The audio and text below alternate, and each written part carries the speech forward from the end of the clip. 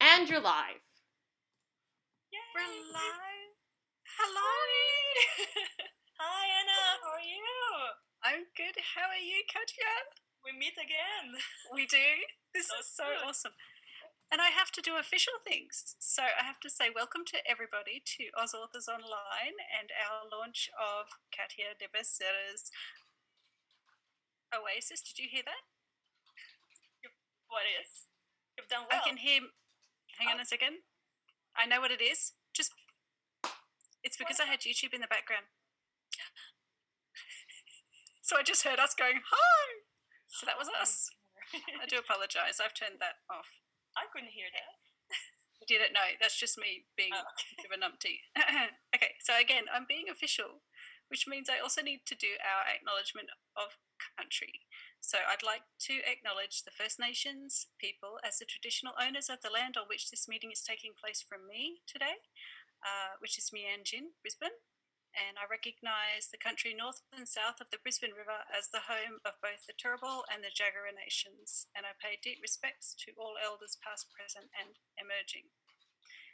And so Oz Authors Online are also partnered with Love Oz Way A, which I need to also remember to say because I'm really worried I'll get forgetful because we're going to talk and then I'm going to forget everything I have to do.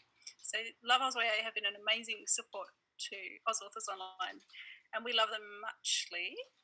And so, is that my official stuff done? Can we talk now? Let's do it. Let's go for it. I'm waiting for like balloons and streamers and everything. I think it's just between us. It's just us. Okay.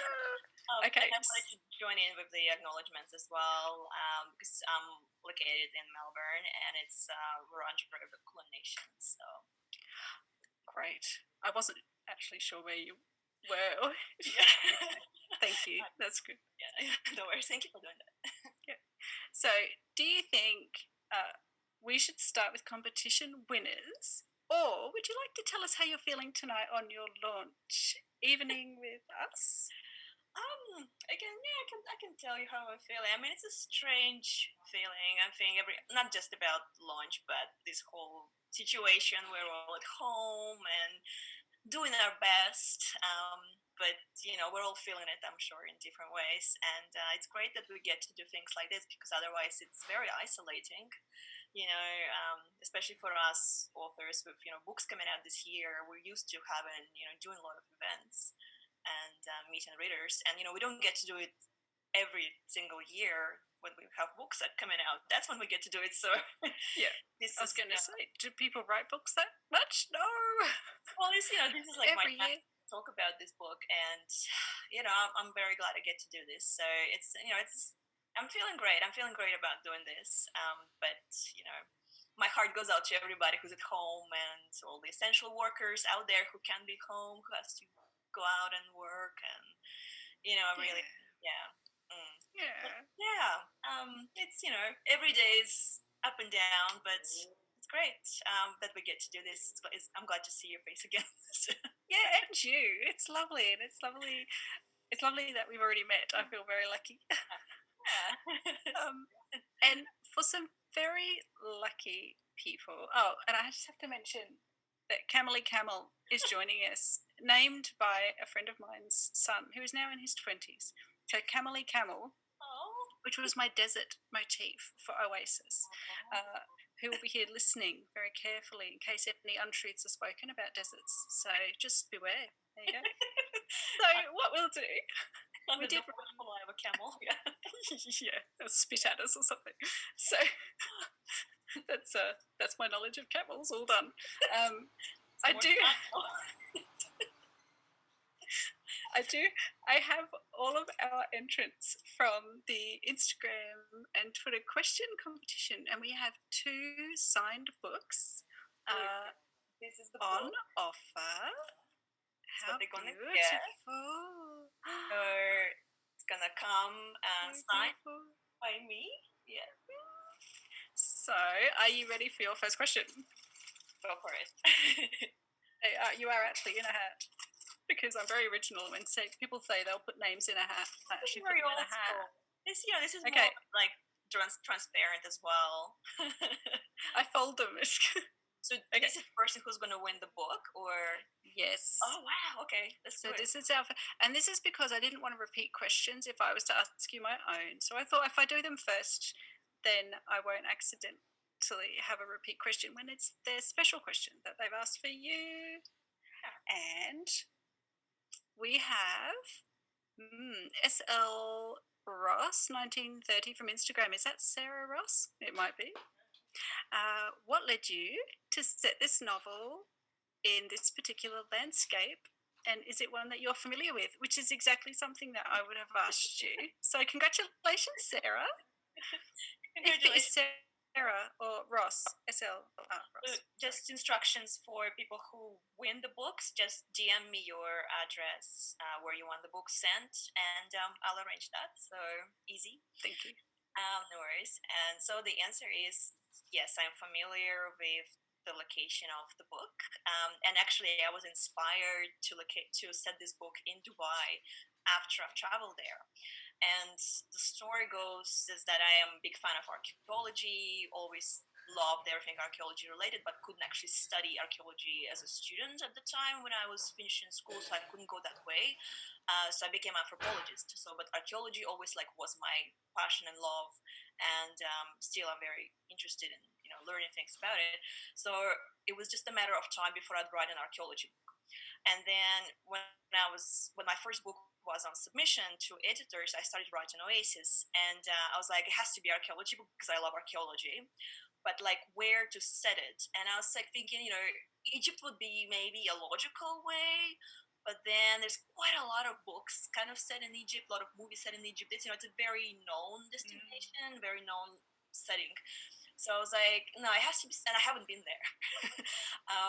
With all my archaeology love, I haven't been to Egypt, but and I was like, wait, it has to be somewhere where I've been to, so I can describe the place the way it felt to me. I have to have a personal connection to a place, and it just so happened that we traveled to Dubai because it's on the way to Europe, so when you go somewhere from Australia, you kind of go through there. And we stayed like an extra time there to explore, and it was like an amazing place. We went out into the desert. I saw a little oasis in a desert. Yeah. My mum's done this. I'm interrupting your flow, but my mum loves Dubai, absolutely loves it. Every time they go to the UK, they stay in Dubai and they go and do the desert, the rest that's eating a meal out in the. Yeah, it's just such a unique place. It just really feels like a very different environment, and people thrive there for centuries. That all these people who used to go and live in the desert, and Oasis obviously has water, so it's a very big commodity there, and we kind of experience this minor sandstorm, which is like kind of scary because like sand everywhere, and it makes you think if you're out there on your own on the sands and this happens, it's a pretty scary situation because you can't see where the civilization is. So here's the long answer to a question that it all came together. And this book was set in a place that I really love, and it really helped having traveled there to really feel the place properly, because I need to have a connection to write about a place. Yeah. And do you think all deserts? Have you been to any more deserts? I wondered if they're the same as each other. I haven't actually been to any other, to be honest. Like I've been across Australia, and I have this feeling that feels different, and I don't know from personal experience though. But I bet all the deserts aren't the same. But Antarctica's a desert, isn't it? That's right. Well, I've been to Northern Territory, and I've seen Uluru and Katajuta. I know this is a very different kind of desert because just visually, and it feels differently, and it's it's red sand versus just golden yellow sands. So yeah, it definitely would be a different setting. Sorry, I feel all romanticized about it all now. Okay, so we have one more signed book to draw. Right. From my hat, which I'm not looking. Sorry, that was a bit dodgy. I don't have a good look. You're very transparent. This thing, I just what have we got? It's more zigzags, and it's Emily Rayburn from Instagram saying, "Hi, Katya. Are you?" And we all love this question. We do. Are you a plotter or a pantser? I don't know what to say anymore. I honestly don't know anymore. I think I'm a mix. I mean, the answer is I'm a hybrid of You're some. a plantser. I'm a planter, whatever. Sorry, that was an Australian accent. I loved that. What was, Plantser. what was that accent? Where did it come from? That's Australian, totally. Okay. I think I start a book and it's like blue sky everything, right? Like just I have an idea. Look, I have an idea though. I just don't start writing and I just oh yes, let's write some sentences on this white page. I do have a concept that I start with, but the way I go there, I need to explore. So I try different things. I try different pathways. So it takes me some time to figure out what the story is actually going to be and how I'm going to explore this concept. So I think I begin as a planter is the one that. Which one is? So do you actually write out the other options? You actually write them? I do. I outline once I'm about at a quarter of a book. It's such a strange process.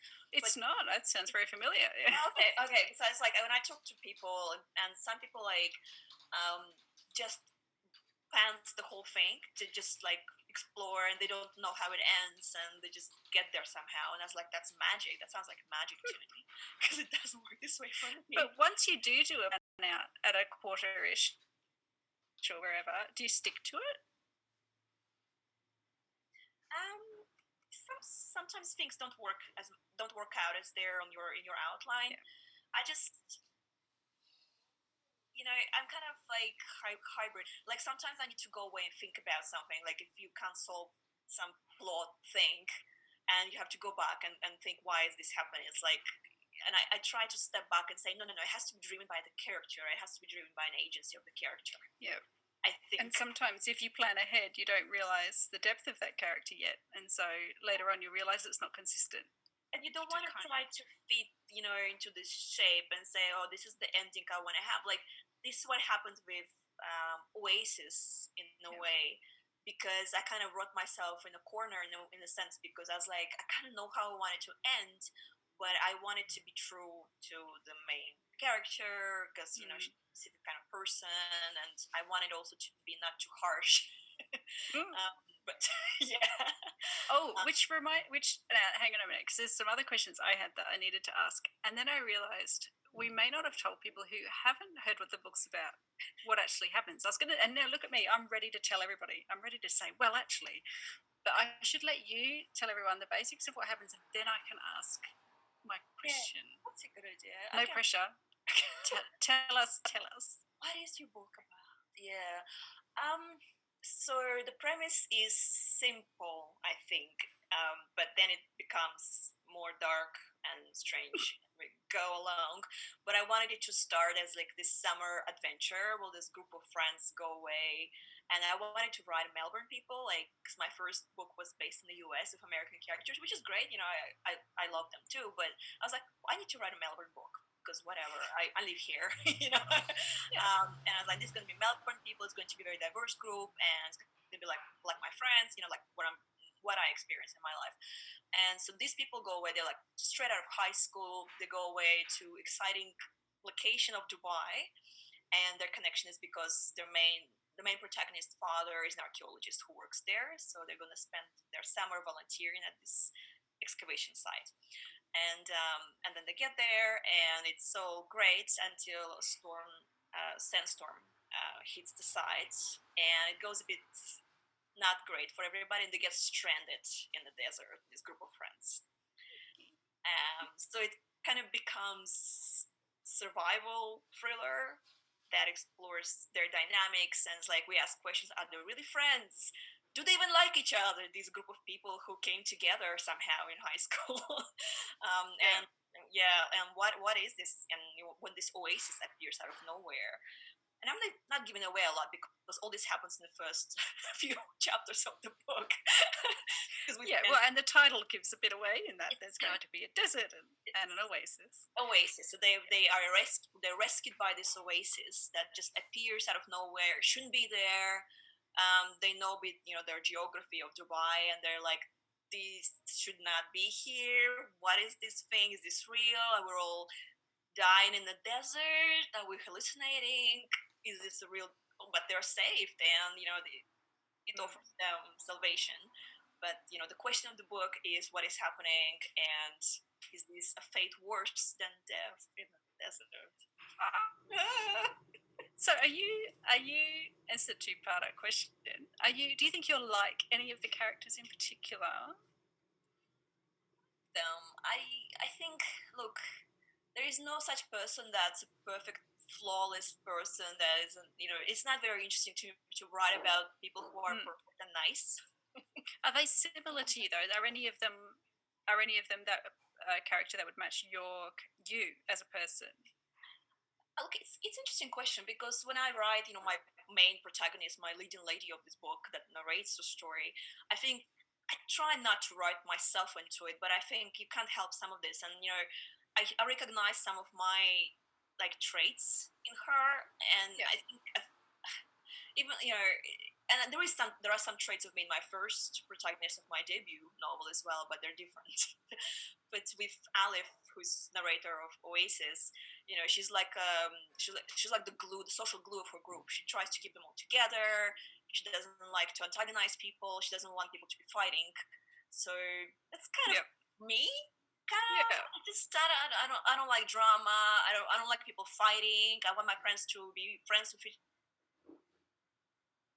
other, that kind of stuff. So she tries her best. So what would her fatal flaw be? And would you share that too? I think so. Her biggest. I think just assuming that people are better than what they are, like seeing people, like maybe not suspecting that some people might do some bad things. Oh God, that's so mean. Maybe it's not. It's like she thinks that everybody's going to be doing their best and be nice to each other and not doing horrible things behind your back. And I think that might be her flaw, maybe, that she doesn't see. Oh, no. Doesn't want to see people as they I are. Completely understand. Not the best judge of character. Okay. All right. Well, we can all sympathize with that. I know. And I can see more questions in my hat. And I have to mention that you've also said that if someone would like the artwork, that you that's right. Everybody who asks a question can just DM me after this or email me or whatever way you want to contact me, and I'll just mail you one because I have a lot of them.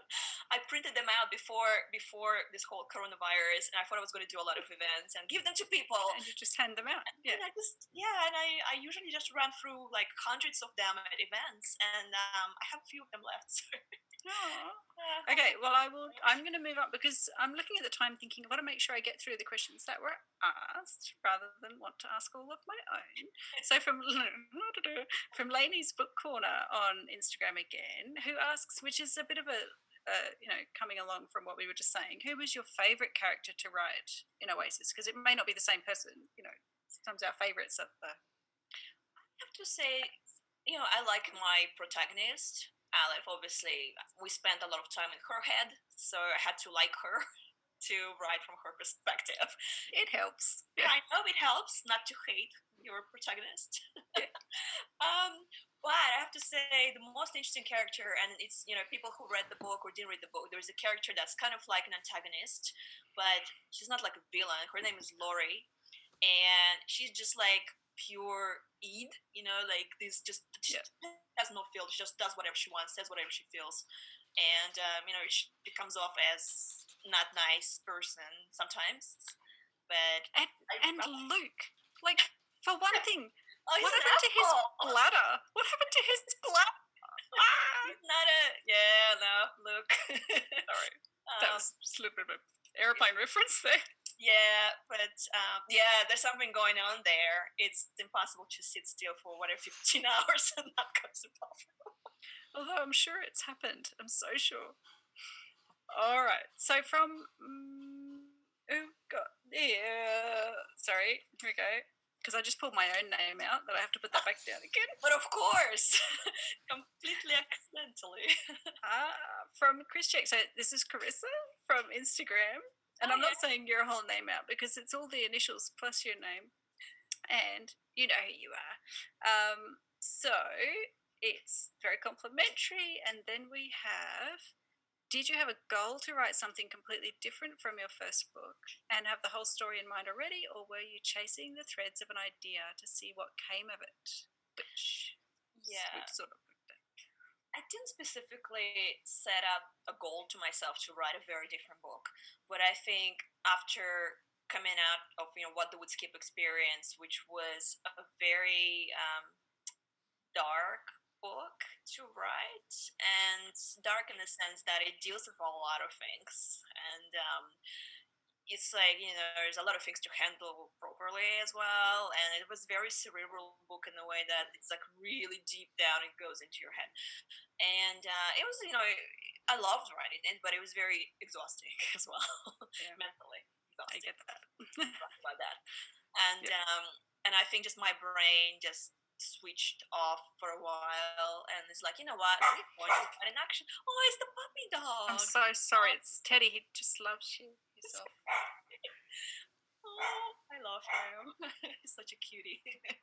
It's my voice. I think it has a certain Oh no, he can't hear you. I think he's just excited. It's all right. Someone's came in and grabbed him and gone shh. So there we go. Okay.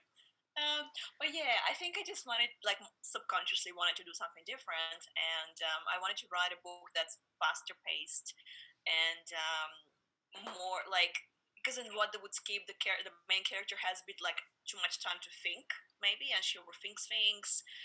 And then always I was like, no, they won't have time to overthink anything. They must, run for their lives, or fight over this one apple or something, or whatever's left to eat. So it's like, it's going to be a fast book. It's going to be an action book. So I think it happened maybe subconsciously, and I did have a specific idea of what I wanted Oasis to be, and I can't go into detail because it's going to be spoilery of what I wanted it to be. But I wanted to explore, how am I going to say this, different ways of different types of consciousness, different types of entity or being. What are they? What would be the alternative? If we meet something from another world, what would that entity think like, or what would be the emotions, what would be the desires? So that's what I wanted to explore. But the ending, the way the book ended, and that I didn't know any of that. I just wanted the concept, the concept of, You had questions rather than answers. every book we write, we have some question we want to answer just for ourselves, and that's what drives this whole thing, for me. Yeah. And yeah, and I think I had a different ending originally for Oasis, but it was way more convoluted. And then my editor was like, I really don't understand what you're trying to do here. So I had to explain to him, this is what I think is happening. And he's like, well, why didn't you just say that? Why don't you just say that? I hate it when they say that. I had that all the time as an academic and as a writer. You're like, but it's all implied. How did you not understand? Oh, I didn't even like want to go into academic language, because I just have to explain very simply. I cannot allow any like beauty in my academic language because I'm so scared of not being understood correctly. This could be a serious mistake if people misunderstand your concept. Yeah, it could all go horribly wrong.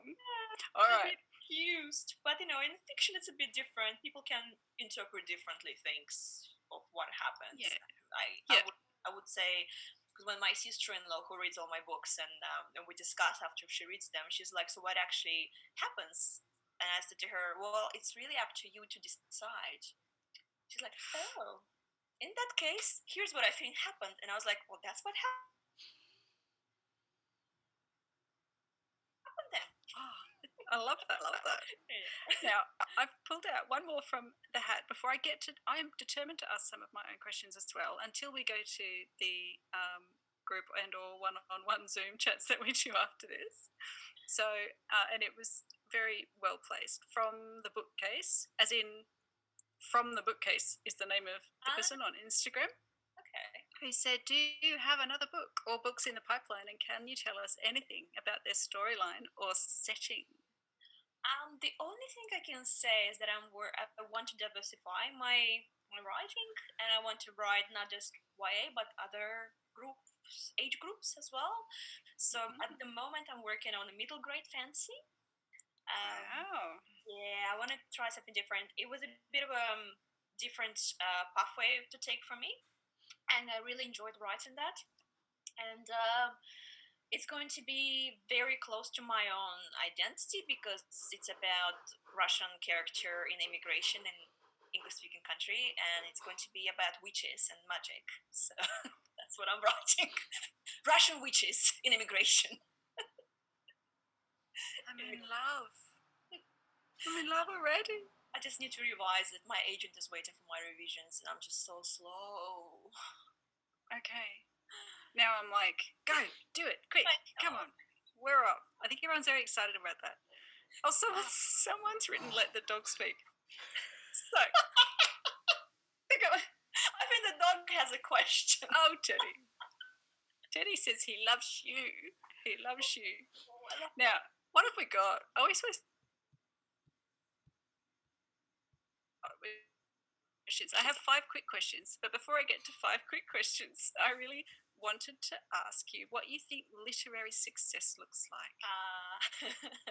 Now that you're on your second novel, you're the experience. You're telling me, so you're experienced now. You've got to. Oh, thanks for thinking of me that way. I don't think of myself as experienced. I still think I'm emerging. You're more experienced than me, so you win. Yeah, I think to me, success is being able and having the opportunity to write more books and publish more books.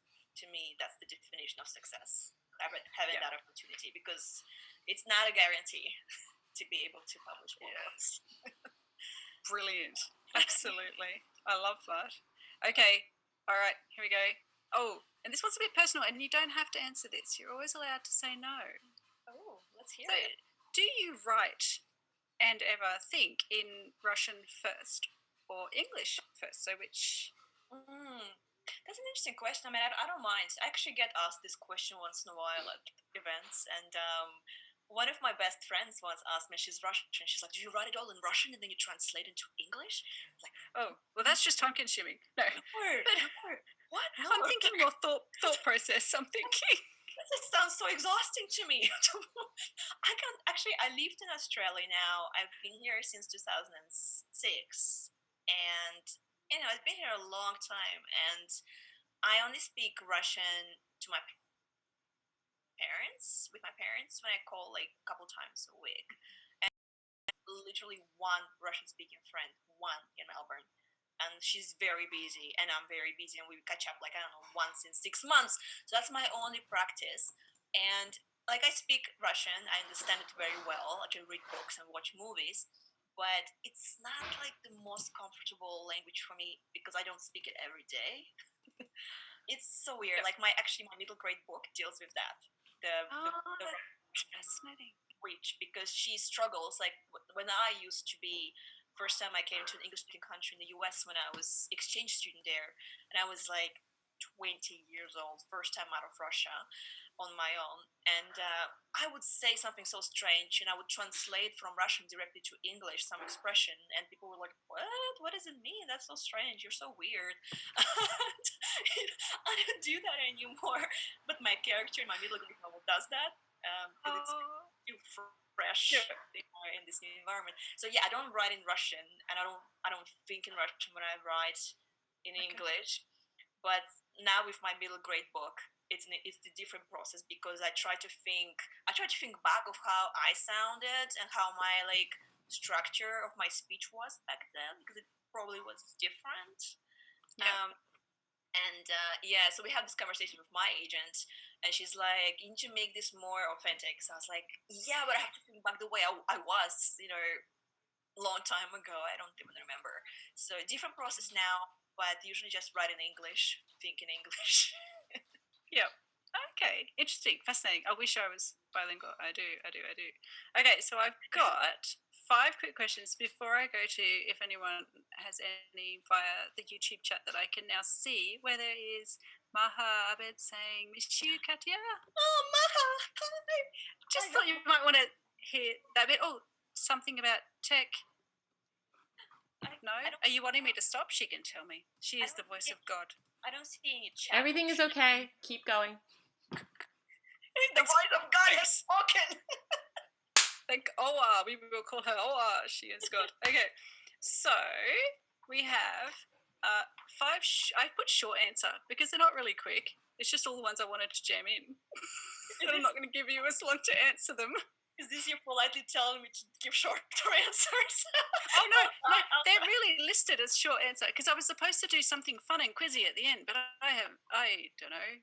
Like I can do chips and chocolate, but I wanted to ask these more. So, what I was going to ask you, the first one is, what's the weirdest thing you've Googled while researching?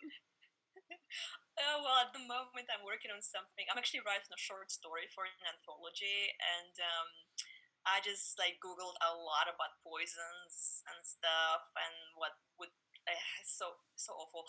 I'm actually a bit paranoid because I think I said it at YA Day, but because I'm like Russian, I wonder if I'm being like surveilled more than average person would be because like ACO is looking. I don't know. So Okay. every time I Google something, I was like book research. I actually add in the end of my search. Oh my goodness. How to kill a person with poison, what poison is best for something, book research. So yes, poisoning and signs of, and also please don't come after me. Just not going to get the giggles. Not going to get the giggles. So this will cure us of giggling. What's the first book that made you cry? Oh, that's a good question.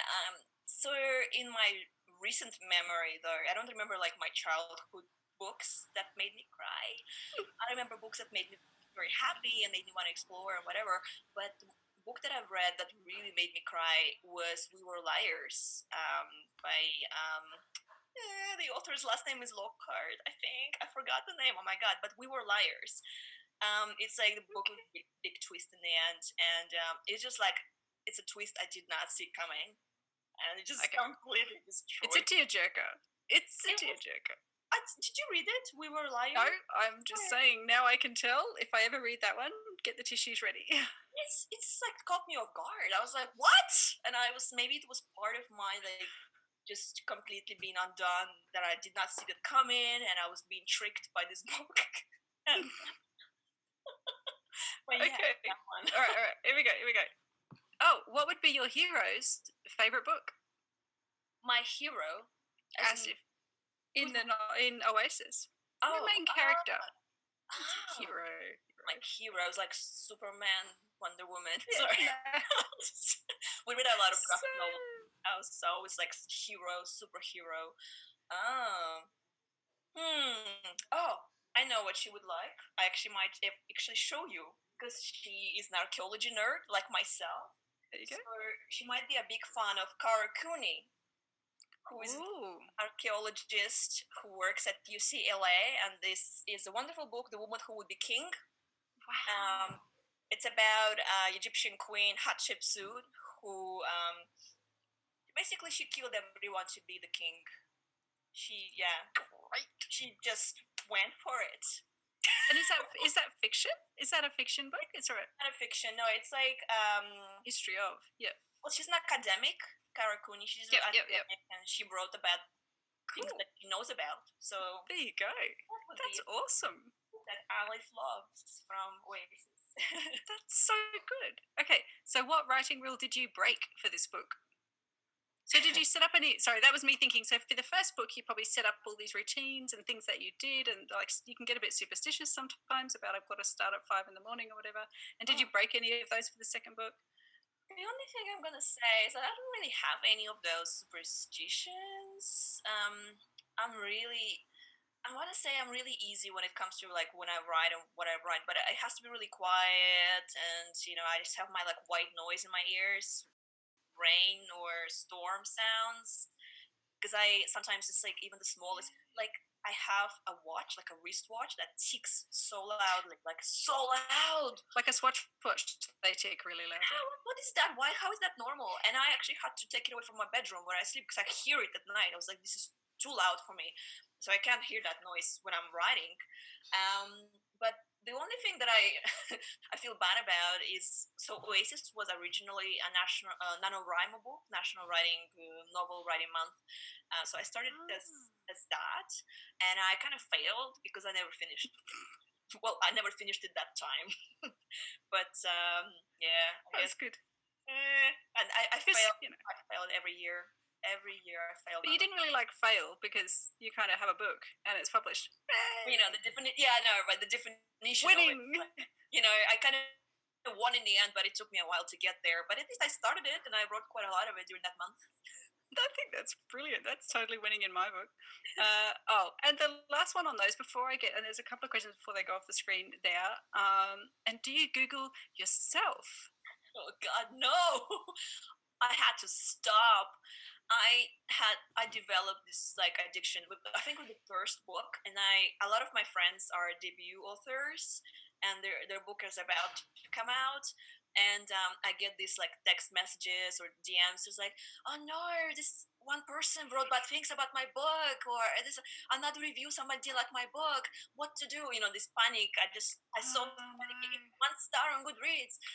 I was like, why are you checking? Stop looking, because you're developing a habit. And I used to like do soul searching and ask myself, can I really improve my craft based on reading things about myself? But it's so subjective. What can, like, Yeah. you can't let it. If I start reading that, if I start googling myself and I start reading all the things people say about my books, I was like, well, it's just gonna get into my head. I'm gonna constantly, doubt myself, second guess myself. I just need to focus on my own art, and it's not for everybody. I can't win them all. Yep. um, Yeah. Yeah. No, I think yeah, right. so I stopped. Yeah. I stopped googling myself. Don't want to know anything. I think that's probably very sensible and wise advice that I'm going to take on there. And hang on a second, we have a question from Daniel Biggs, who says, I'd like to know what books Katya is recommending for isolation reads. I love that question, and I'm looking forward to every single book that's coming out very soon, including yours and Danielle's. And Sarah Epstein's book just came out, Deep Water. Just finished it not that long ago. It's wonderful. Another perfect thriller that Sarah just crafted with just precision and just so perfect. You Just guys wow. frighten me so much. Oh, she frightens me. I honestly, like, I always say how I love small spaces, and I'm not like trying to suck up or anything. I just really think it's a brilliant book. I wouldn't be saying that if I didn't like it.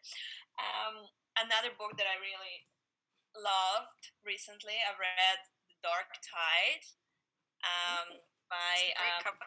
Alicia Jasinska.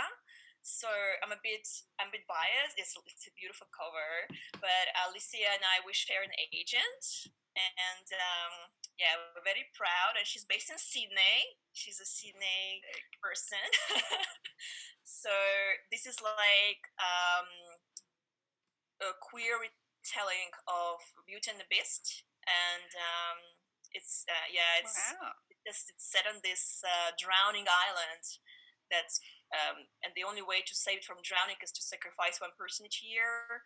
And a witch queen rules the island, and this girl decides to sacrifice herself to save somebody she loves. So she has this wonderful Aww. dynamic with this witch queen. I was like, oh my god, so beautiful, so lyrical.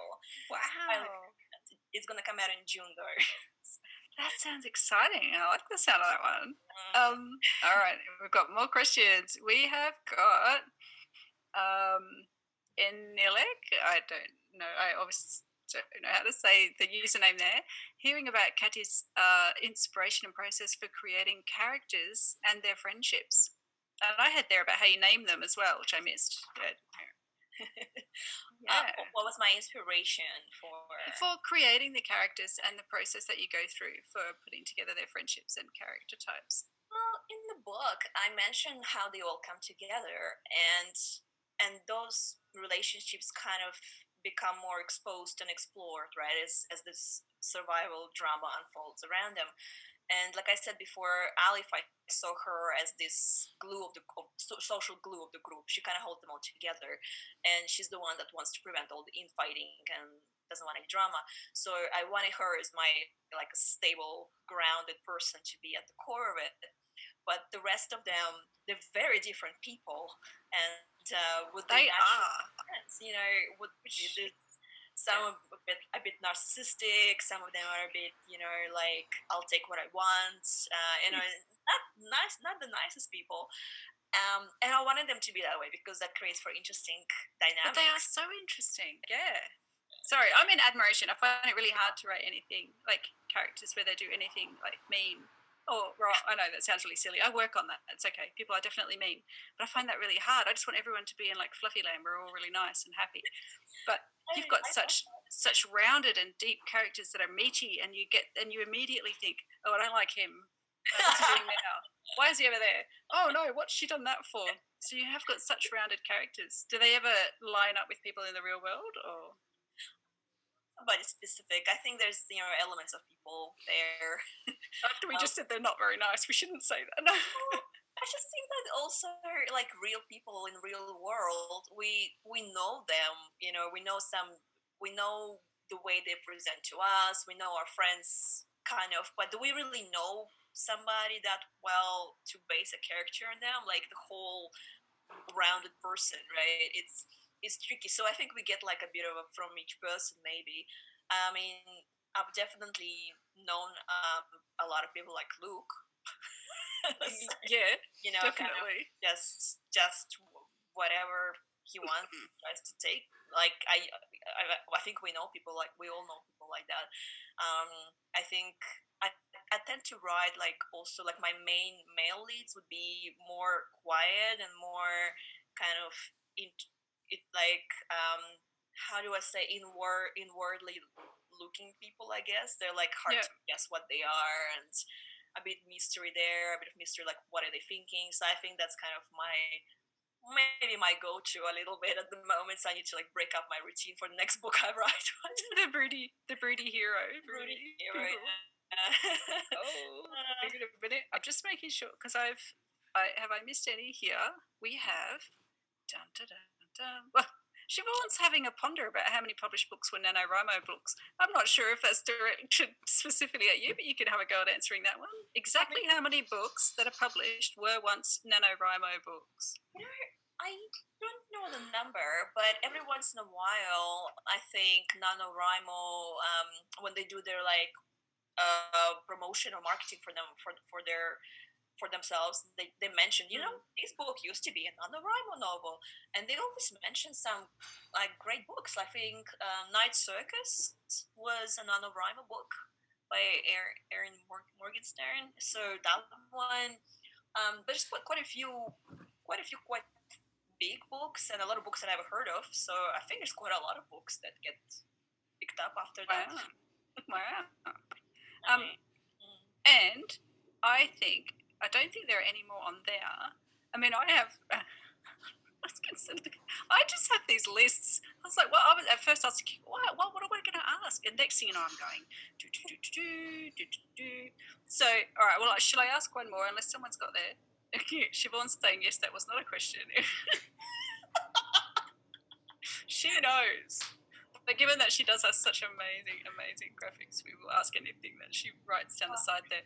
Wonderful job, all of you. We have to ask you this last one. Here we go. So, what was an early experience where you learned that language had power? I just love that question. And I was actually writing answers to some interview that I'm doing for Ellie Marnie's book club, and it was a question that I really liked about poetry. What was your favorite line of poetry? And I have so many favorite lines of poetry that I have to find. But I was like, oh my gosh, which one? And then I had to look up the translation because if I'm doing the Russian one, I have to be good translation English. It makes sense. And I remember this memory from high school, I think. And so it was like late 90s, let's say, when I was finishing school. And for the first time, Joseph Brodsky, who's a wonderful poet, who was in exile. He was, censored in Soviet Union. So for the first time, he was brought back into school program. in the 90s after it was allowed. Oh my gosh, the poetry was allowed to be included, and our school teacher took us to see. It was like a one-man play. It was one person just doing the whole thing on stage, and it was Brodsky's poem. Oh my god, the Hawks Cry in Autumn. It's like a very long monologue about immigration and exile. And I remember sitting there, it's like just one guy just talking at you. And I was like, kind of tears in my eyes for half an hour. I was like, oh my God, what is this? What is this amazing thing? And I think everybody was just shaken by the Wow. magnitude of Yeah. that. And I still have that visceral reaction to whenever I hear Joseph Brodsky, like actually any line from his poetry, I just start Wow. tearing up. Like, oh, yeah, he has has an amazing and such a hard life, you know. Yeah. But you do realize then just that power that it can have. Yeah. And you can see how that could scare authorities. Yeah. When poetry has such power over people. Absolutely, yeah.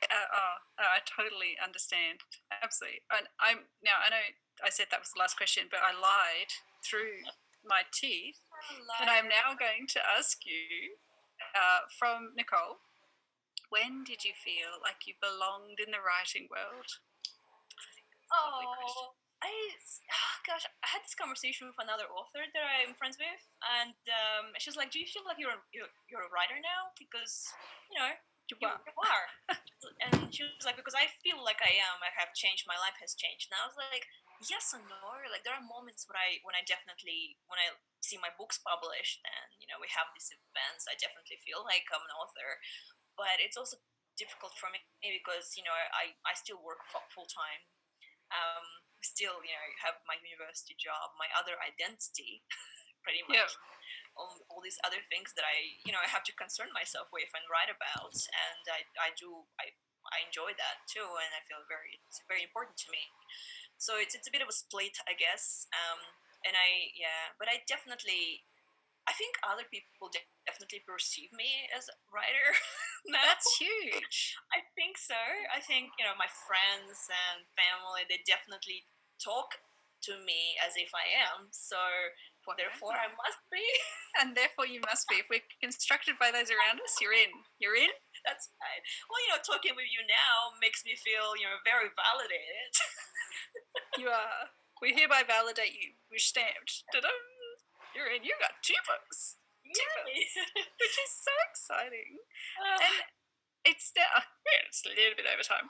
But so our next thing, why? So I don't know why Jim wants to be Batman. Oh, sorry. I can't read it. Here's the voice from God. The voice of God now speaks. Yeah. So how? So for those of you who would like to continue onwards, we'd love is please come say hi to Katya, hi to Anna and myself. We'd love for you guys to join the Zoom chat. If you go back to the website ozauthors.online/watch, there is now a link that leads to the Zoom chat. So just click on that link. And if you've got Zoom installed in your computer, etc., you can come and say hi to us. We'd love to see you because poor Anna and Katya, you guys have done such an amazing job, and everyone's very, very delighted. And congratulations on a wonderful, wonderful event. You guys just feel like you've been talking, but lots and lots of people have been listening. So it's really great. Oh. And also the bookshops. I didn't remember to say that on the same website where you can click to join us for the chat. The links to the local bookstores. We've got Readings, Paper Chain, Galaxy, Boomerang Books, and any indie bookstore near you to be purchasing Oasis. And if they have a comment section, leave in there that you really enjoyed the Oz Online Authors event. And I want to just say that I think Readings Kids, Paper Chain, and Galaxy still have signed copies. So if you want a signed copy, you can just put a little note somewhere when you order and say I'd like a signed copy, and I'm sure they can send you one. And don't forget to get in touch with me. The winners of the giveaway with your mailing addresses, and everybody who asked a question and wants a card, an art print that's designed by some friends. There are some questions I didn't get to, and can they message you as well? Yes. If they're there now and can hear me, so they've attended as well, maybe. And also, pajamas are welcome in the Zoom chat. Absolutely fine. I have my harem pants on, which is so appropriate. And look, they match your book. Harem pants. Beautiful. Deserty and bookish. Got all at it. once. Well, I better not stand up so you don't see what goes. She got no pants on, everybody. Very short shorts, bit too much revealing and awkward. Yeah. Definitely don't make me stand up.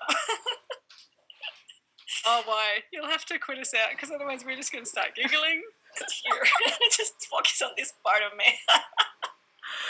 Thanks for joining us, everybody. Thank you so much, Anna and Katya, for being a part of the event. And yeah, come join us on the Zoom. And we will see you all very soon for our next event. We will have, which will be next week. So keep an eye out on the website for the details on that. Yes. Right. So what do we do?